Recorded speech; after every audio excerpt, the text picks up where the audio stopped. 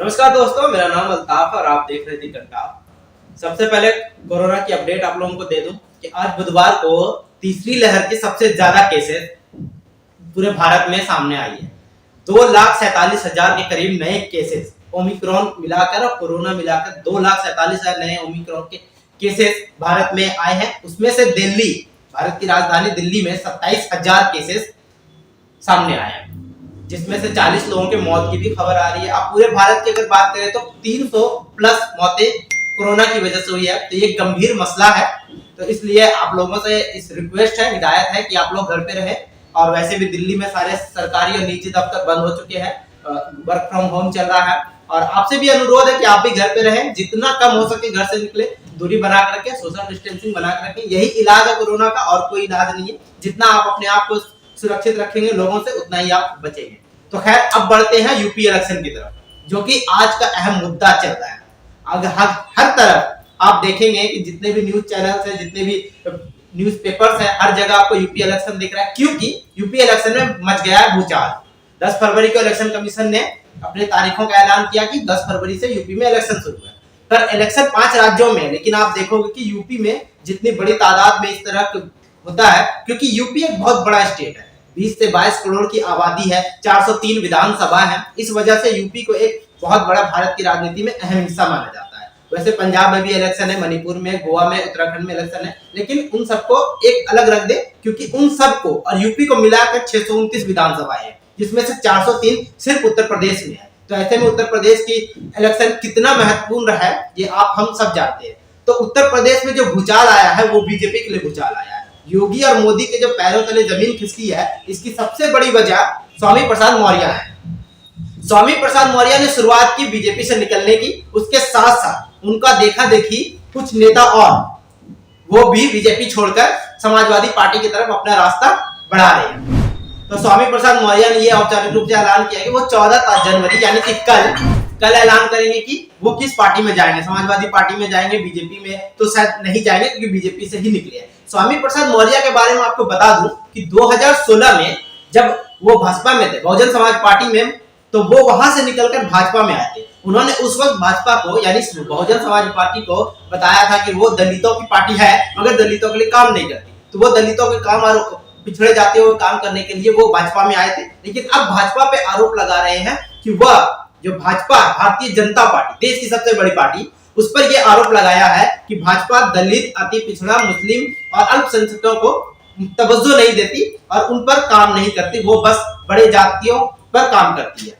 तो आपको बता दें कि स्वामी प्रसाद मौर्य ओबीसी के बहुत बड़े कद्दावर नेता है। 1996 से उनकी राजनीतिक सफर शुरू हुई है।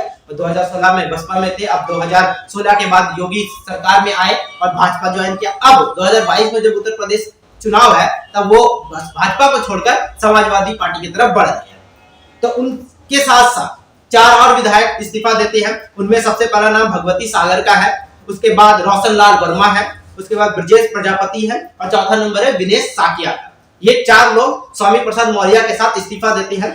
उसके बाद इतना ही नहीं, उसके बाद जो योगी सरकार में जो भूचाल आया है, वो आज आया है।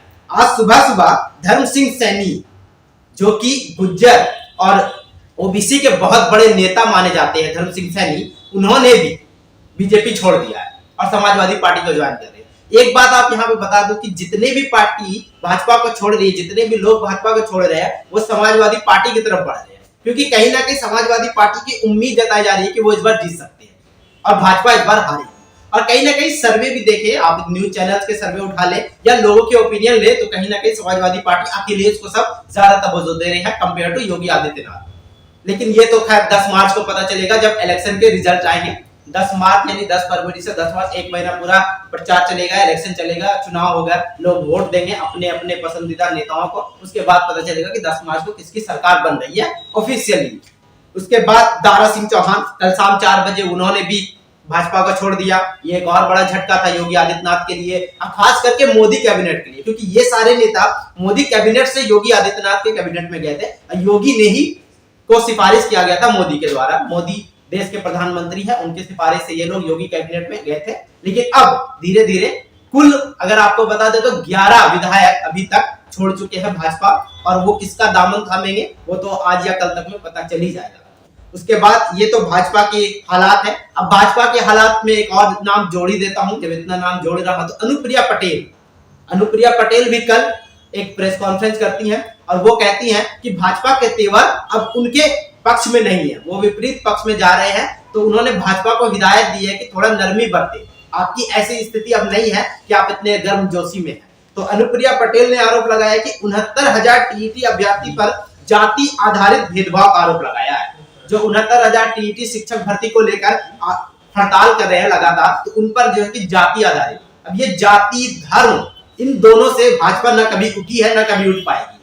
अगर आप देखो तो हमेशा, चाहे वो मोदी हो, चाहे वो अमित शाह हो, चाहे वो योगी हो, चाहे वो कोई भी हो, चाहे भाजपा का कोई भी नेता हो, वो हिंदू मुस्लिम जाति धर्म ये किए बिना चुनाव प्रचार करता ही नहीं है। अयोध्या, काशी, मथुरा, इनके अलावा उनके पास और कुछ है नहीं बोलने के लिए, तो इसलिए वो ब्राह्मण, कुर्मी, जाति जाति खेलते रहते हैं। तो ये थे भाजपा के अंदर के कलेश जो धीरे धीरे फूट रहे हैं, बाहर निकल रहे हैं, और विधायक जिनके अंदर से काफी दिनों से भरे पड़े थे, वो अब जैसे ही चुनाव की तारीख आ गई है, उन्होंने तय कर लिया है कि मेरा फ्यूचर कौन सी पार्टी में है। तो वो धीरे धीरे अब आने वाले वक्त में और कौन कौन विधायक भाजपा को छोड़ते हैं ये तो वक्त ही बताएगा, और मैं भी आपको बताऊंगा जैसे जैसे जो विधायक छोड़ते जाएंगे या जो शामिल होंगे। ऐसा नहीं है कि भाजपा के सारे विधायक छोड़ दिया, भाजपा में कुछ लोग शामिल भी होंगे, तो वो भी बताऊंगा, और समाजवादी पार्टी में जो शामिल होंगे वो बताऊंगा। अब थोड़ी बात कर रहे हैं कांग्रेस की।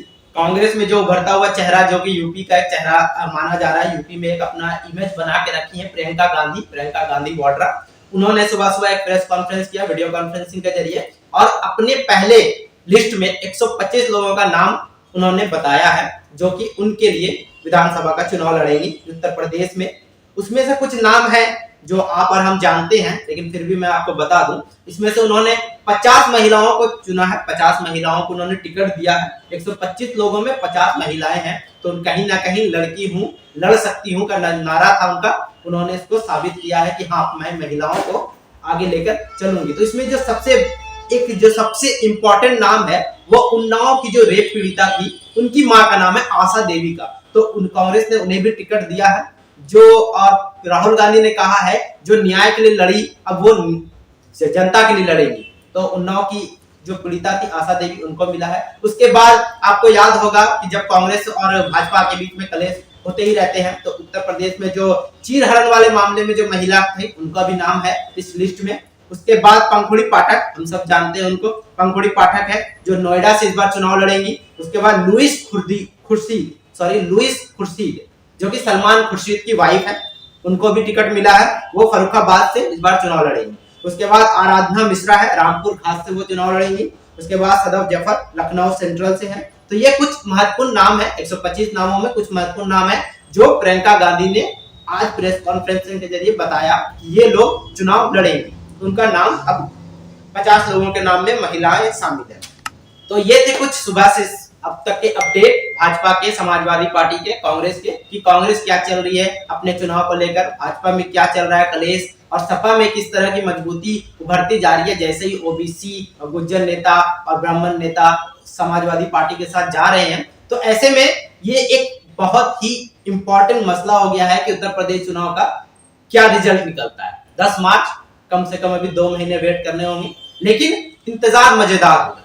ये इंतजार आप और हम दोनों को है, और हम आपको ये इंतजार कराते रहेंगे और अपडेट देते रहेंगे। 10 मार्च तक लगे रहे हमारे साथ, बने रहे हमारे साथ, और अपडेट जानने के लिए कंटाप को सब्सक्राइब करें, फॉलो करें और देखते रहें दी कंटाप।